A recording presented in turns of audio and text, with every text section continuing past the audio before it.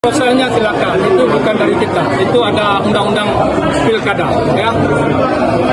Apa mungkin apa yang ingin disampaikan kepada masyarakat untuk menjaga kondisi keamanan di Aceh?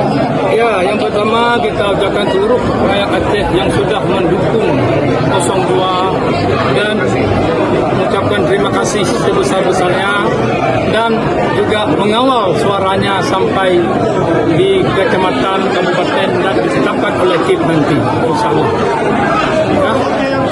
Ya, terima kasih banyak, Bu.